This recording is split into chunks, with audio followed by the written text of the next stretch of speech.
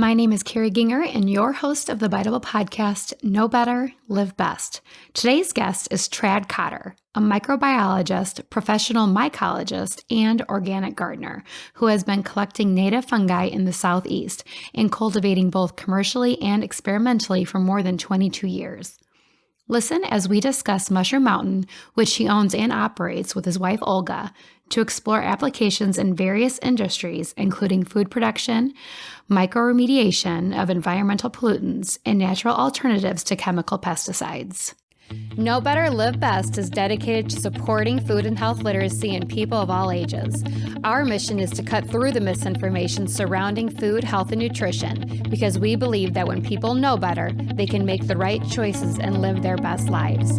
We are presented by Bytable Foods. They use blockchain and Internet of Things technology to build traceable, transparent food systems because it shouldn't take an investigative journalist to find out where food comes from. Hi, I'm here with Tradd Cotter from Mushroom Mountain. Hi, Tradd. How are you? I'm doing great. How are you? Good. I appreciate you coming on the podcast today. I know you've been busy and you actually just finished with a tour, didn't you? We do. We do tours for adults and we do tours for children of all ages. And I can't imagine how fascinating that is and what they walk away with from there. So can you go ahead and introduce yourself and kind of tell us how you got the passion for mushrooms? Sure. Yeah, I actually loved being in the woods when I was young. I was, a fisherman or fisher boy. And then one day I just started looking at fungi in the woods. And when I was in college, my mom said, "Hey, there's a mushroom farm out, near Charleston, South Carolina. You should go check it out and go on a tour." And right after the tour, the owner came up to me and said, "Do you want a job?" I mean, it was that easy. And then he put me in charge of the fruiting rooms. And then I just began to become interested in all the wild fungi. And then it was like learning one at a time. I just knew that it was just really an underexplored kingdom. So I don't know how you can't be fascinated by that because there wasn't a lot of information out there. So it was easy to kind of dig in and really become interested. How old did you say you were when this all started? Like when your mom took you to the farm? Well, I was 20. I was 20 years old. Yeah. I think it's fascinating to think of how your path in life changed just from your mom giving you a little interest in taking you to learn something new, something interesting that was out there. Oh, yeah. And when I walked into the fruiting room at the farm, I've never seen mushrooms grow. I didn't really eat mushrooms at all. I mean, I really didn't. And after I left that, I just felt like I was bitten by the bug, and saw these mushrooms in a foggy environment. It was like something out of a movie. And I just wanted to be a part of that, and years later, it's, here we are running this big company and doing all this cool research. I just feel really lucky that my mom told me to go to that farm that day. Absolutely. I think we're all pretty lucky, especially as we get into the podcast, everything that you're doing. We're very fortunate that she did take you that day when you were 20. So Mushroom Mountain is pretty fascinating. I was on your site for quite a while. And there was one mushroom that came to mind and kind of sparked my interest. And I'm going to say the name wrong. So I'm going to start at lion's mane. I'm going to let you finish the name of that one. And what was interesting, I do like seafood. And you said that it tastes like lobster. Right. So it's a very soft, delicate mushroom. Some mushrooms have gills underneath, these little blades like portobello and oyster. And this one has really soft cascading teeth or spines. And it pulls apart just like the tissue of like crab meat and lobster. So it's got a wonderful texture. But when you cook it with butter and onions and garlic, it tastes exactly like lobster and crab meat. But one of the most important things about it is recently they're finding that just by eating that mushroom is that it has what's called a nerve growth factor in it that helps regenerate adult brain stem cells. So it's being used with Parkinson's patients, Alzheimer's, ALS, all kinds of medical, like neurological conditions. So it's an amazing mushroom, and it's really good to eat.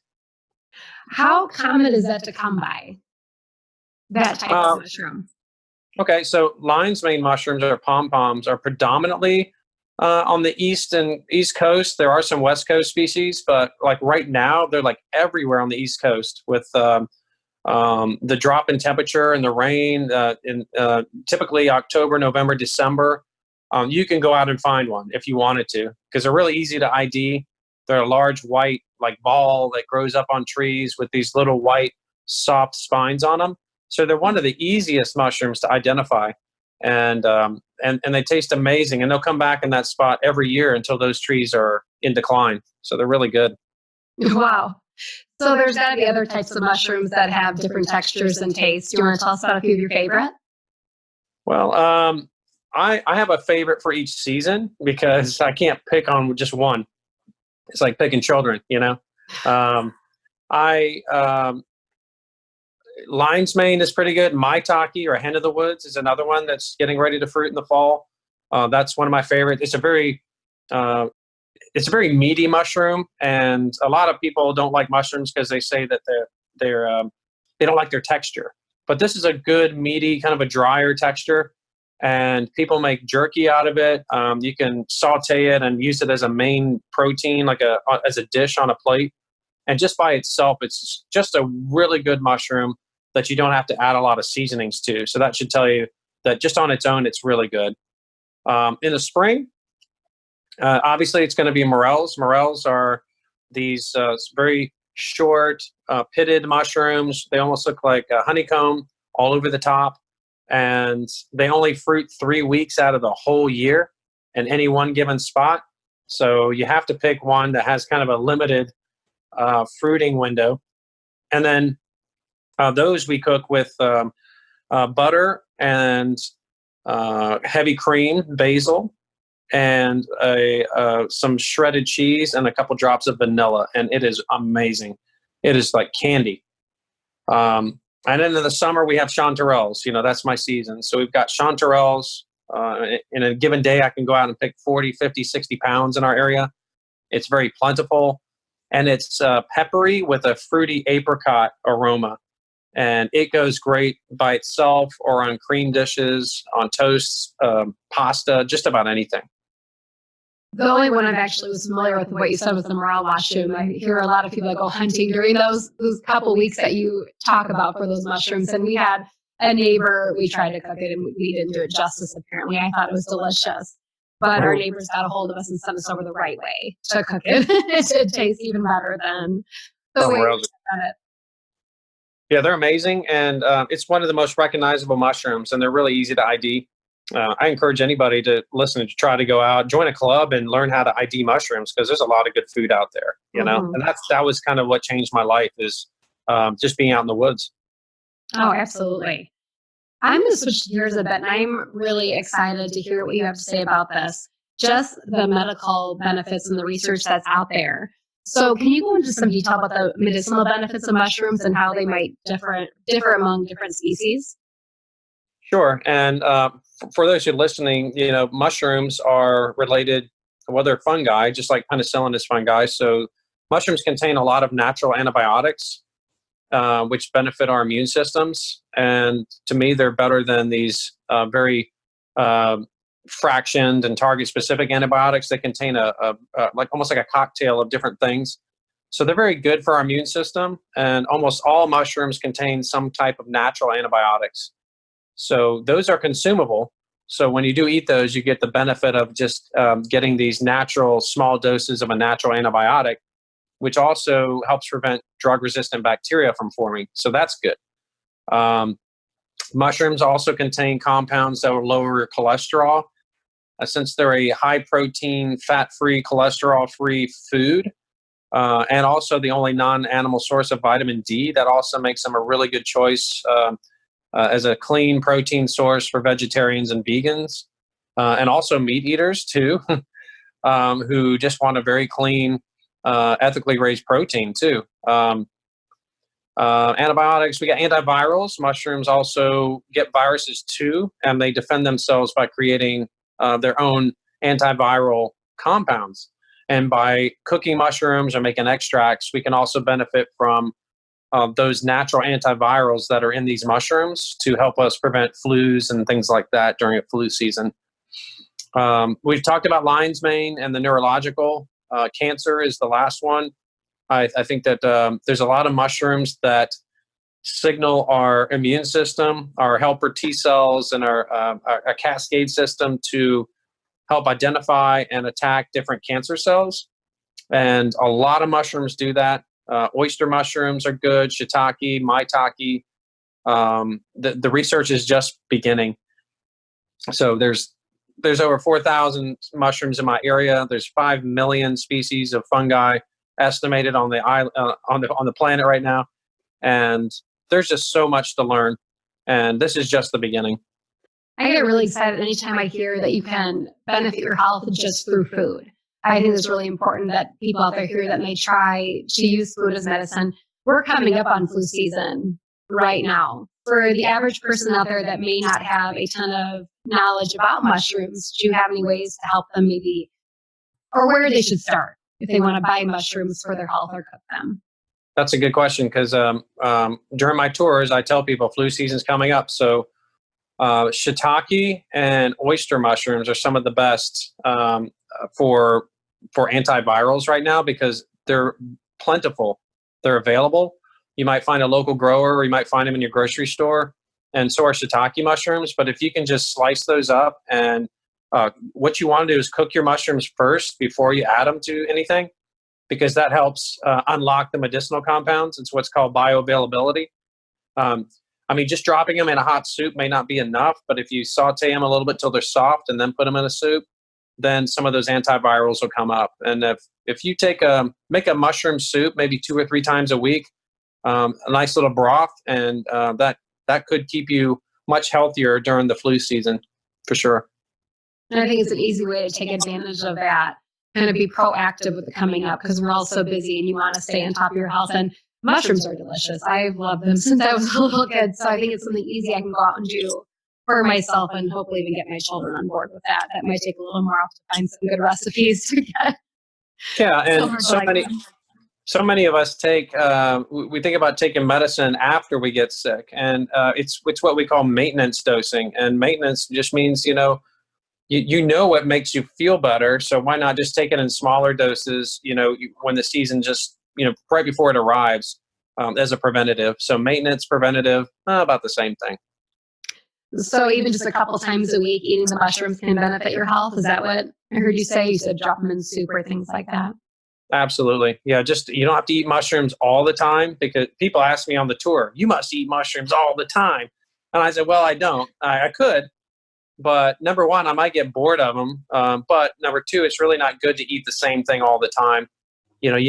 Your body has to adjust to different things, and, having your body have target practice on some organisms or pathogens for, every now and then. And my philosophy is, like, it's okay to get sick. Mild sickness is perfectly fine and actually good for you.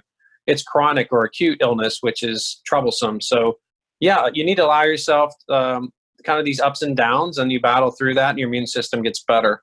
So absolutely. And you brought up a good point earlier too, how when I asked about your favorite mushroom, you eat them by season as well. And that's probably important with maybe the vitamins in the mushroom. If it's in season, I would assume it's tastier and maybe better for you. Yeah, that too. And then you're not just eating a mushroom. You might be picking up some other organisms that are growing with it or around it. Even some seasonal foods too. So you get like this old biodiversity, that almost those prebiotics and things that are going in. You're not sterilizing your mushrooms, so you're getting all this background of different organisms that are hitchhiking along the way. And the mushroom is not sterile, so by cooking those up, you're making everything bioavailable again. So absolutely. And you were talking a little bit about some of the research that was out there, and how it's kind of just begun, like the research and all the benefits out there. Is there any other research you want to touch on? As far as medicinal properties? Yes. Right now, there's an interesting one done with, it's a little fungus called a bird's nest fungus. And we are trying to grow that one. We've had some success cloning it. It's a little tiny little fluted little fungus that grows in the mulch. I bet you if anyone listening has mulch around their house, if they went out there, they'd probably find it. It's called a bird's nest, and it's only about 1 millimeter or 2 wide and tall. and they are finding that it is highly active against pancreatic cancer cells, which is a big deal. So we've been trying to find a way to how to grow it so we can make extracts out of it and make some kind of a liquid medicine or therapy. And again, that's coming out of Israel, the University of Haifa. Dr. Solomon Wasser is doing the research, but nobody's really looked at consumer products for it. So we feel like we grow all these other things, but nobody's really figured out a way to grow this tiny, tiny little thing that nobody really cares about. It grows in the mulch. But we are, because we know people might need it, and we know people need it, but it may never be commercially available unless it's a pharmaceutical fraction drug. So being so small, we're trying to figure out how to grow that so we can put it into liquid, so patients can take that as a preventative, as a maintenance dose too, because after when you've been diagnosed with pancreatic, there's very little anyone can do unless you catch it really super early. But there's hardly any symptoms. So as a preventative, bird's nest seems to be one of the most exciting fungi that I've seen. And that research is just about 2 years old. It's fairly new. There's a lot of knowledge that's going to come out of this, and hopefully ways to help those people with pancreatic cancer. Because we tend not to think about cancer until maybe it's become a problem for us or someone close to us. And it's just keep these reminders of these are different types of food you can just add into your diet to hopefully help prevent some of those things from happening. Yep. And I spoke with some cancer researchers several years ago, and they asked me, they said, do you know what the number one cause of cancer is? And I was like, I don't know, exposure to some, they said diet, they said diet, obesity and diet, because they said, extra weight, it all fuels sugar and diet. They said that is the one of the main triggers and sustainers. It fuels cancer cells.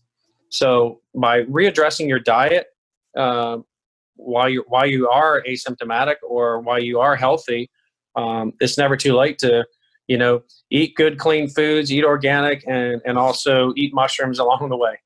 And you wouldn't imagine your energy levels you'll have and how good you feel until you actually feed your body that type of fuel. It's like a whole new person. Oh yeah. And there's mushrooms for energy too. There's cordyceps mushrooms. That's an amazing one. We just started growing that. It's a tiny little thread-like orange mushroom or fungus that grows out of larvae or caterpillars. It's really tiny. And I mean, if you were walking along a trail, you wouldn't think anything of it, but it contains one of the most potent compounds. That's it's also a good antiviral, but it's also good for increasing oxygen and blood flow and energy creation in your cells. So this one could potentially replace like caffeine in coffee or like energy drinks and Red Bull, stuff like that. These compounds create more energy. They don't give your body a false sense of energy like caffeine does. These actually pump out more ATP out of your cells. So they create more energy out of your cells, which is different. So there's no crash. So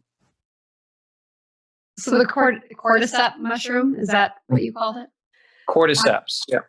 So how easy is that to find? I mean, I'm a kindergarten teacher. I have 3 small children. Like, this sounds like I need this. Yeah, you probably won't find too many. So that's one of those kind of like the bird's nest fungi where you're going to find some, but we're just making an effort to try to grow these in mass indoors so we can harvest them. And then we actually blend them in alcohol and water. So it takes the medicinal compounds out and then it concentrates it. It's almost like taking a concentrate. That's kind of where we had to go with some of the species. And honestly, it's better because you're getting all the compounds out in solution. So we do have a cordyceps tincture that we offer because it's fairly rare in the wild. You'd find 1 or 2 here and there along the Appalachian Mountains, but it's easier to grow it indoors and in these little jars and stuff like that for us. Yeah, we don't have to wander for hours. Right. How much attention do most mushrooms need from you? I just keep hearing you talk about growing your mushrooms and everything you're doing. Is this something you can just, I'm not even plant, but then walk away from? If you are, there's indoor growing and outdoor growing. So outdoor cultivation is fairly easy. For like shiitake logs, you would like drill and plug your logs, fresh cut logs, and then leave them there for 6 to 8 months. And then you would water them like maybe once a week. And they wouldn't even die. If you didn't water them for 6 months, they wouldn't be dead because they can live up to a year without one drop of water. So they're very resilient. But if you water them once a week, or if it rains once a week, and then after 8 months, they're just going to pop out and they're going to fruit whenever it rains, or you can trigger them to water. So outdoor ones are fairly easy. And then there's wood chip ones that King Stropharia goes in wood chips. I mean, you just sprinkle it into the wood chips and you're done. That one's easy. And you can grow that one around your yard. You could plant that one around your school, in the playground, in the wood chips, and they would probably be popping up around the perimeter wherever it's shady. And they're edible and they're safe, so they're not going to hurt anybody. Especially if someone dares someone to eat one, that would never happen, right? No, never. No. So, but the outdoors easy. Indoors, I mean, then it's seasonal outdoors, but indoors it's constant because our indoor fruiting room is it's like a perfect place. It's like Disneyland for mushrooms. They just go nuts, and there's foggers, there's light. The temperature is perfect. It's cool all the time. And we have to pick twice a day in there, every single day, twice a day, because mushrooms in there double or triple in size every day, wow. Literally by the hour. So for a homeowner to grow indoors, I mean, you could grow some indoors and then just grow it in small quantities. There's some oyster mushrooms you can try. That would be easy. And I like to grow oyster mushrooms indoors, like in buckets. And my first recommendation, especially with kids in schools, is to learn how to recycle debris into mushrooms, like paper and cardboard and spent coffee grounds. And you can fill a bucket and they'll just fruit right out of the top of the bucket. That's pretty easy. That doesn't take very long. And it's a great learning tool too. So yeah, you don't need a whole lot, just humidity, a little bit of light, and some temperature. Yeah. Well, you never know whose interest you're going to spark either to go into the mushroom world like you. And my husband and I are planning to do some indoor growing. And so I hadn't thought of mushrooms, honestly. Yeah. And again, they're fast, and that's what makes them, that's what makes them interesting. And, but once you grow a couple of those, you probably just won't stop, because then you'll see, oh man, that was easy. So let's just scale it up a little bit. And the next thing you know, you have, like me, 50,000 square feet of warehouse space. What are you going to do? But I've had some fun on the road with teaching oyster mushrooms to, like, at Mother Earth fairs and things like that, to adults. And then I'd come back a year later to the same cities. And then this guy's son came up to me. He's all mad at me, and he goes, "Thanks a lot, man."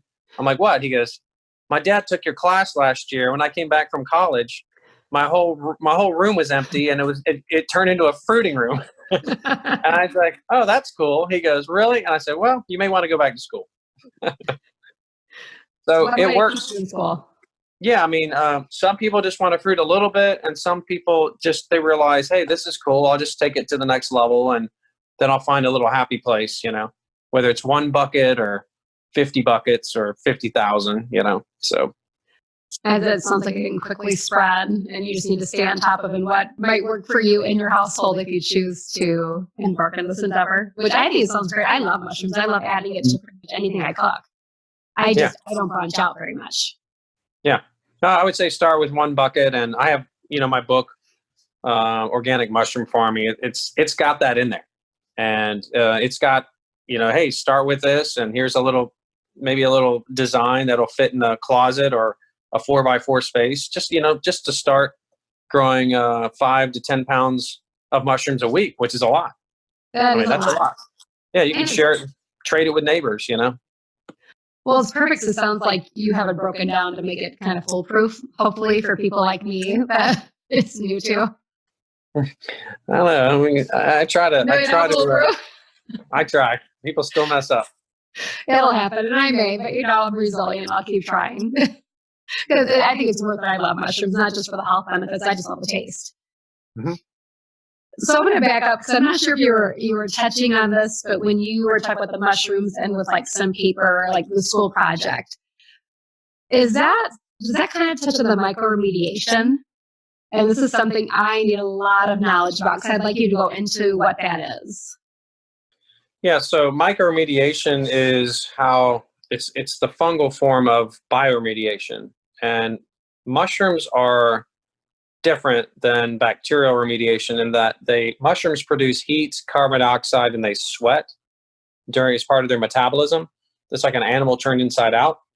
Not quite, but you know what I mean. It's like, but they swim through their sweat, and they sweat and they swim through it.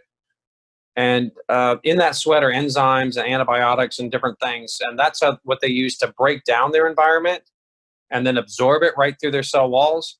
But they also sweat things like antibiotics and enzymes to break down things they don't normally break down. And that usually happens when they run out of food, when they get desperate. So degrading environmental pollutants like toxic molecules, that's done with its enzymes. So they have very non-specific enzymes that just, like keys. I would say that I have 5 keys that open my office door, my car, my house, my building, and something else.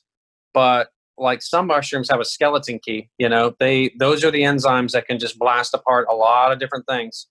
And oyster mushrooms have that type of skeleton key that makes them very versatile.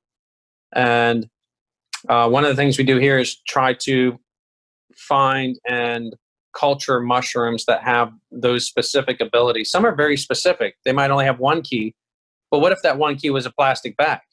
That would be a huge thing. And we've had mushrooms turned in that we've been growing on resin and treated lumber, bowling balls, plastic mailboxes. It's just, I have a saying, build it and they will come, from the movie Field of Dreams. Build it and they will come. If we build it, mushrooms will show up. You just have to kind of be there to catch them in the act. And we can culture those mushrooms and then test them to see what they can do to break down specific things. Molecular degradation is different than biological. And biological is like mycofiltration or remediation of contaminated, like biological contamination. So that's mostly what I'm doing now, is trying to create biological filters using fungi, which would be like a wood chip and sand mixture. So water can flow through it, but the mushrooms knit together like a micron network through the sand. So the water flows, but the bacteria get trapped in the sand because the fungi have like this filter set up, like this 3-dimensional filter. And what's cool about that is that the fungi are self-healing. So if the filter is ever cracked or it breaks, the fungi will weld itself back together and fix the hole. So if you try to flow water through it again, then it's good for filtering out bacteria. And I just think they're amazing. I'm amazed at everything these mushrooms can do. Even just going back to the plastic bag, there's some mushrooms that can break down plastic. They're starting to. They found fungi that can use polyurethane as its sole carbon source. It'll eat nothing but polyurethane. It doesn't eat any other nutrient in the lab. So that being one of the components of plastic is very intriguing. So they could even potentially try to create new plastics that these fungi could break down. And that may be the better strategy than trying to find a fungus that's not able to break down what we've made. So I think we're going to see that plastics, we know plastics are a huge problem on land and especially in our oceans, that there are fungi that are probably out there eating it right now. We just need to find them. We need to isolate them and put them to work. And it's just a matter of time, that we're going to figure this out. And I know it's easier said than done, but it's fascinating to know there's types of mushrooms out there that can just benefit the earth in more ways than what I imagined. I never thought of mushrooms as helping out maybe the planet or with pollution. Mm-hmm. Yeah, and there's so much going into landfills. A lot of the oyster mushrooms, like I was saying earlier about growing oyster mushrooms in your house. If you have a bucket and you start sorting just your household items, you're making a difference. And if everyone could, do that, when you go home, you would look like, oh, well, there's a cereal box. There's a little box that the butter thing came in, or here's newspapers or shredded things and old clothing. I mean, mushrooms will eat all that. And so when I do shows, I tell people that, you should be sorting your compost, and you can sort your plastics, your metal, and then you can have a bin just for mushrooms. Everybody should have a mushroom recycling bin, because mushrooms, a lot of the stuff, 30 to 40% of household waste mushrooms can eat. And 60 to 80% of schools and businesses mushrooms can eat, and fruit. So that's a big number, and that's a big number to keep out of the landfill. But, I know not everyone's going to do it, but, I'll try. I'll try to tell as many people as you can. And the best groups to tell are students and kids. I lecture kids all the time, and they really get it. And, they go home and tell mom and dad. And when they're out shopping with mom and dad, they're like, hey, if they see mom picking out the styrofoam egg carton, and little Susie says, no, mommy, I need the cardboard one, because the mushrooms will grow on that. And then now you have a generational learning vertical of knowledge that, oh, hey, we have this little a live mushroom bucket that doesn't smell. It smells sweet. And you just add this stuff to it and it eats it and fruits, edible mushrooms in a couple of weeks. I mean, that's pretty cool. And I wish that upon you. I'm intrigued by this because we do compost at our home, and we do recycle things out and what we can put in the compost. But this is something else I know my husband will be absolutely on board for, to try out in the home. It's not far from what we're already doing. And you totally hit it on the head there with going after the children to talk with their parents. Because I did a small unit on composting last year with my kindergartners. And I had quite a few emails that came home and said, so apparently we're composting at our home now. They went home and talked with their parents about that.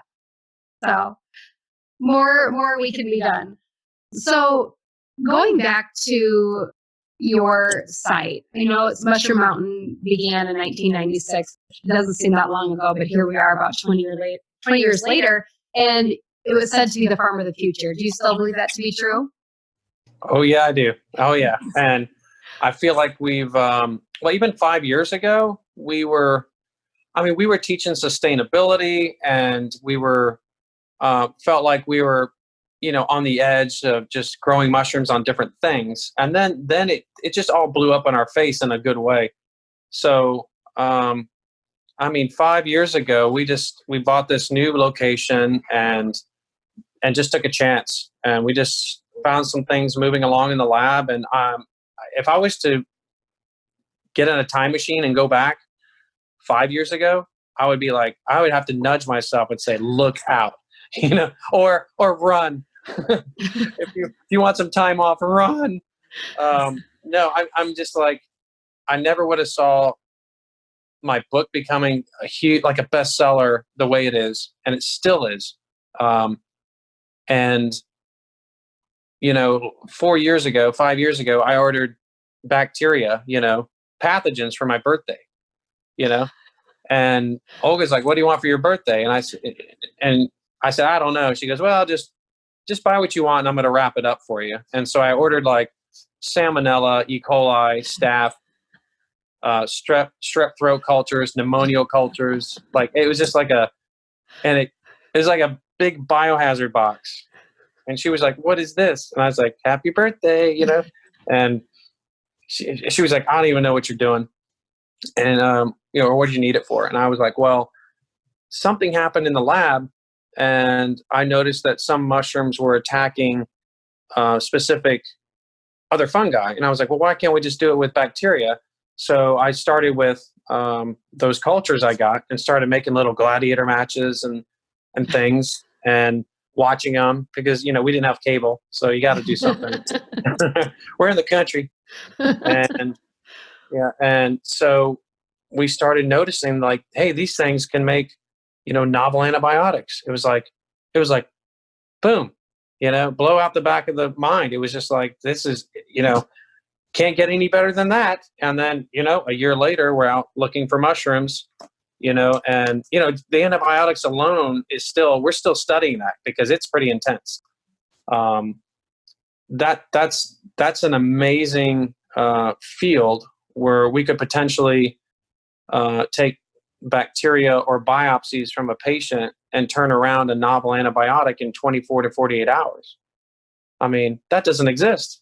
No. But that's something that we've conceived here, and that's something that we keep chasing down the rabbit hole. And, we keep our work very secretive for a lot of different reasons, but that's a big one. And then a few years ago, Olga and I are out mushroom hunting, and we find, a cordyceps, one of those fungi that grow out of insects, but we find it growing out of a huge carpenter ant, and I mean, we found it. We were amazed we found it. We didn't think of anything of it at the time. And a couple months later, we're walking around the yard and we see fire ants. And I'm like, oh, hey, I wonder if that works on fire ants. So we cultured it and we dumped it on the fire ant mound. And sure enough, in 24 to 48 hours, those fire ants were gone. And we're like, well, maybe it was just a coincidence, not a good data point, right? One mound. So we started doing tests and testing it on our property and our fields here. And we found it, it works amazing. And that fungus hasn't been found since 1907. And we were just happened to find it in the woods. It's just little instances like that I feel like, 1996, a farm of the future. All I was thinking about was a mushroom farm with a cool trail around it, and, we started Mushroom Mountain in a 4x6 walk-in closet. And then we moved 2 more times and we're up to 50,000 square feet. And we're not even touching the 50,000 right now. We're in 8,000. But, when people come here and they see like the tour was here today, I said, I'm just going to warn you. I was like, this is not just a mushroom farm. I think a lot of people come here just to see mushrooms grow. I said, but we do a lot more than that. And everyone always walking out says, oh man, this is amazing. I had no idea mushrooms could do these things.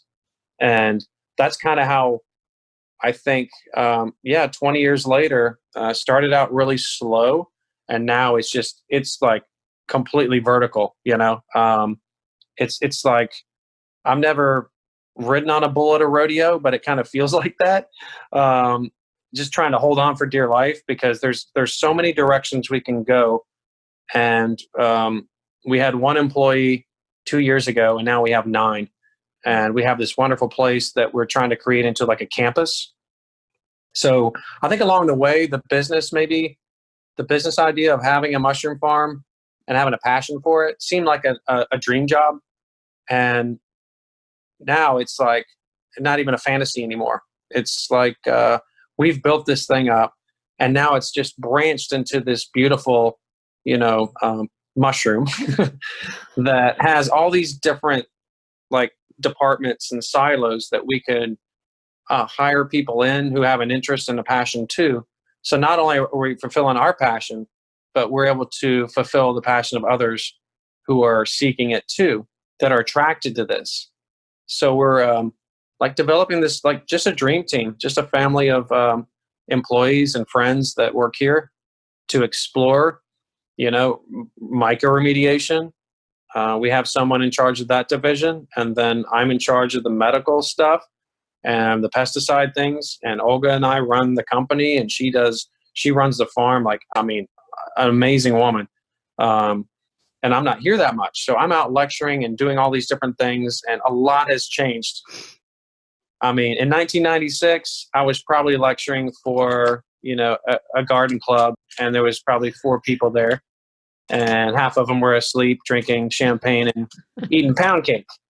And I got paid in pound cake. So that's cool. But I wasn't complaining. I if there's one person in the room and they're interested in fungi, I'm just going to turn their ear and let them know all the cool things that they do. And, we're a company that makes things that people need, not what they want.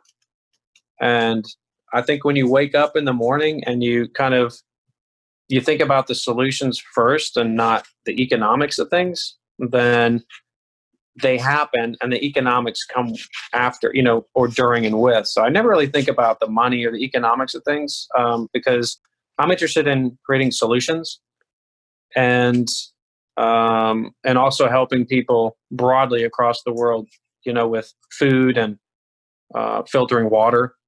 We're not filtering water for our neighbors here. We're trying to create those filters for, Haiti and Yemen and things like that. Those aren't money makers for us, but it does push the science along, that's good. And yeah, we need to understand how that filtration works, because maybe we can put those near hog farms and chicken farms here, around industry, or maybe even dog parks. Those are terrible. The runoff from dog parks are a problem. So it's all tied together. But when we always think about the need and not the want, those things seem to rise to the top. And that's why this place, the farm of the future, 20 years later, I wonder what it's going to be like 20 years from now. I'm amazed because just in our talk tonight, my energy level, I teach kindergarten, I have 3 small children. I'm going to, be a little tired, but I'm like, oh, mushrooms could give me energy. We have a carpenter ant problem in our house. Oh, maybe there's a fix for that too. Yeah. Yeah. It was isolated on a carpenter ant. It should work. But if there's one thing that's happened in 20 years, it's just like, maybe I was like more naive back in 5 years ago. Oh, we found this ants, maybe we could commercialize it and sell it. It's not that easy. The business side of this is very complicated. And, but you learn it along the way. You learn how to talk to attorneys, you learn how to talk to the EPA, the FDA, and then you start to navigate all this stuff.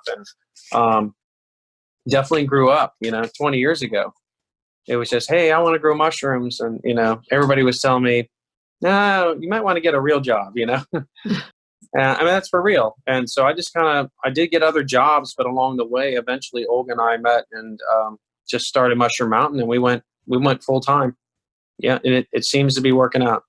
And people who make the biggest change, really, do they take those risks because they're passionate about something and they want to make that change? And if your why is that big, you're going to follow through the way you and Olga did. And look at where you are now. Right. And that's to be said. I read a lot of business journals and I fly around a lot, and I'm trying to learn from other CEOs, who have made big things from small things. And they say that, big companies can't start out of a garage anymore. And I disagree. I totally disagree. I think if you have an idea and a passion for it and find an angle or even create a market, that's the even better one. If it doesn't exist and you create it, what are you going to do? Invent another phone? That's been done. They have that market.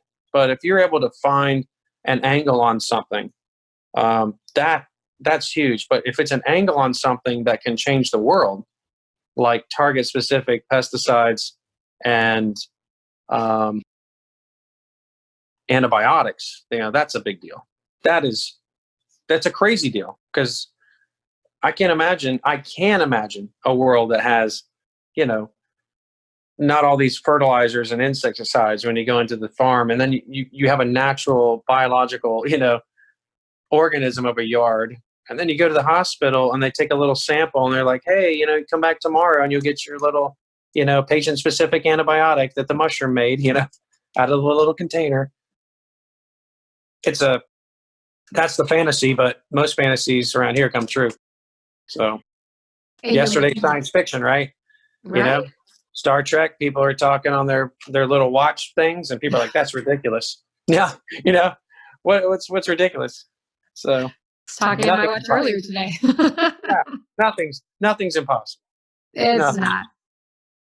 And just the benefits, just the medicinal benefit and the food and how it can really change our health. Why do you think consumers should care where their food or medicine comes from? Well, it's about what's put into it too. There's a lot of shady stuff on the market. I think that also you support local industry, and food loses a lot of value, nutritional value in transit and time on the shelf. So support your local farmers, your farmers market. Even after the farmers market is over, please, I mean, there's farmers that still have stuff in the field. Somebody was just asking me after the market, I mean, do you just stop growing? I was like, no, we grow year round. They're like, can we come out to your farm? I'm like, absolutely. If more people connect with their farmers, and there's more of a network, then that could be a better food system for us too, rather than ordering it in or frozen or processed food. No way. Full of things and preservatives and dyes that can make you ill. But yeah, the mushroom stuff and I would say food co-ops. And if you hear this and you can't find mushrooms at the market, maybe you should start it, right? I think you are, but you're going to send me a picture of like one of your family's rooms full of buckets, and I'll get in trouble again next year. So.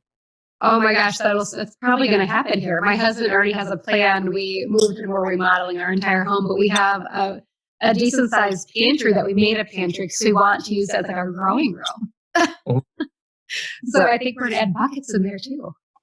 Yeah, and I think that the whole where does your food come from it's important. And not only that I mean, look at that. When somebody buys from us, look what they're supporting, we're not a huge factory farm. I mean, all the things like the innovations that we're working on, I mean, it's a family-owned business, and we're putting a lot of our own money and energy into like these solutions that they're going to potentially help us globally.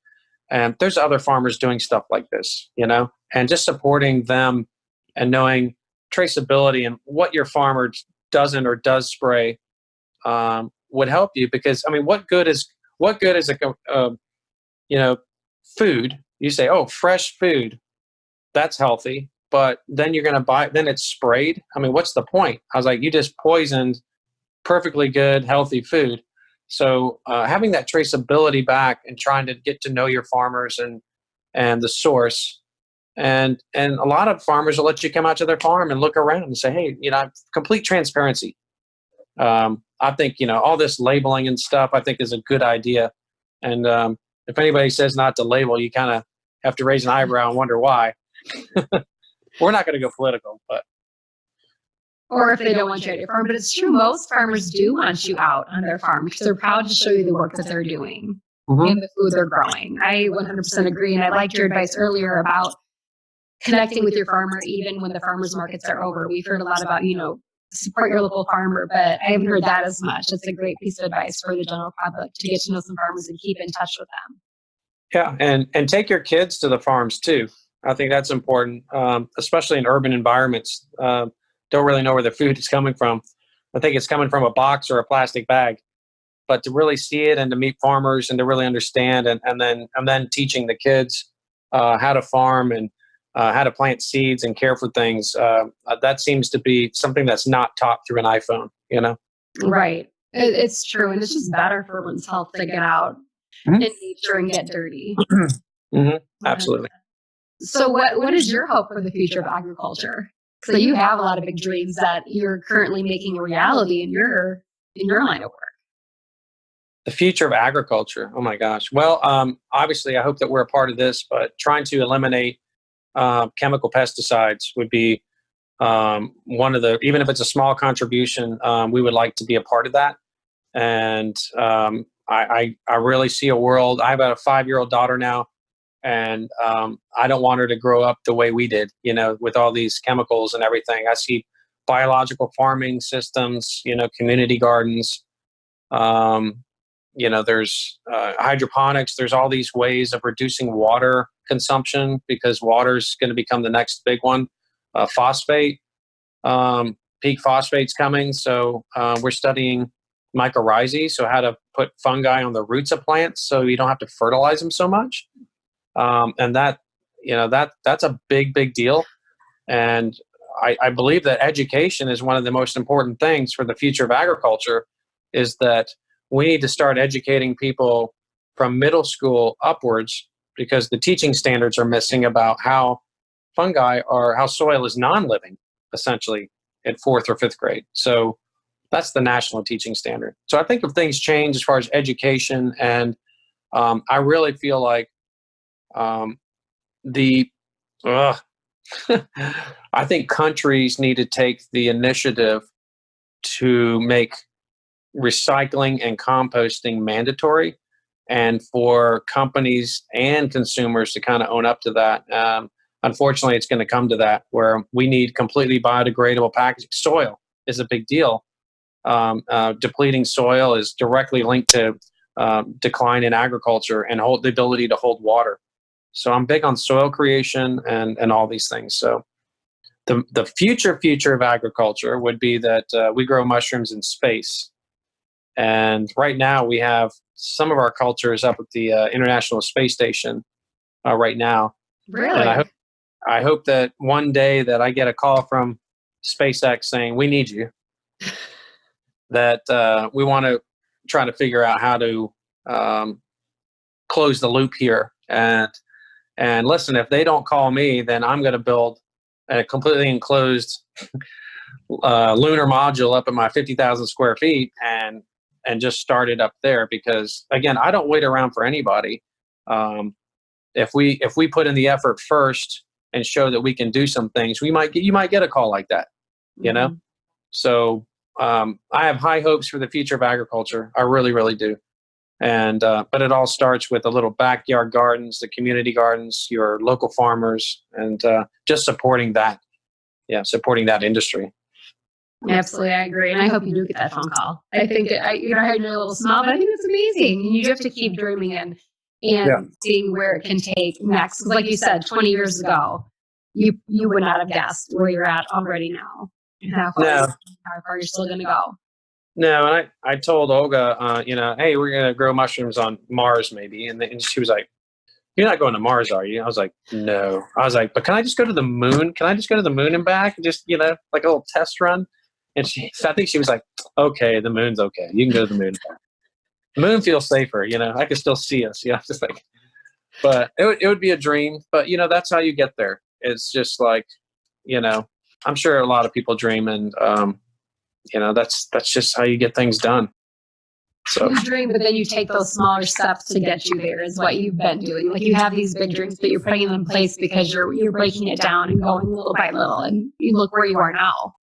Yeah, I mean, there's a lot going on, and they even asked me on the tour today. They're like, man, you got like 5 different directions. They're like, how do you stay focused? I said, well, they all move along incrementally. Everything goes. And then there's a lot of stuff that we're not working on. And those are just, they're in the incubator, They're just, the gears are always turning. Maybe one day I'm like, oh, we'll do this. We figured out how to build living bricks, out of clay and a fungus that has a higher tensile strength than steel. And I'm like, what can we use that for? Maybe disaster relief, it was just like, it waited in my culture collection for 6 years. And all of a sudden it just popped out. And now that one's in motion. So it's just, that's why it's an interesting place to be. And, Olga and I are just really pleased with where it's at. And, it's a woman-owned company. She owns it. And we both run it. And it's working really, really well, really smooth. And I'm really excited about the future. Really excited about it. That's amazing, because I can tell you've only just touched on the mushrooms and everything you're working on. You keep coming up with these comments that I'm like, what are you also doing? And it's fascinating. It's amazing. Do you have any last thoughts you want to leave for the listeners? And then how to find you? Because I think this is really important to get the knowledge out there in the education. All right. So some of the last thoughts, I believe that if you've never really looked at fungi or respected them or been out there, just go out in your yard and look around and see what's there, especially after it rains, after a few days, and just see what's there. But any mushroom growing out of the mulch and dirt and stuff like that, most of them are beneficial. So don't spray them. Don't spray a fungicide and be like, bad mushroom, bad, fungicide. A lot of them are making soil and doing some really good things for the ecology of your yard. But also just take a walk in the woods. It's a great way to get exercise and take a field guide. You can't get sick by touching mushrooms.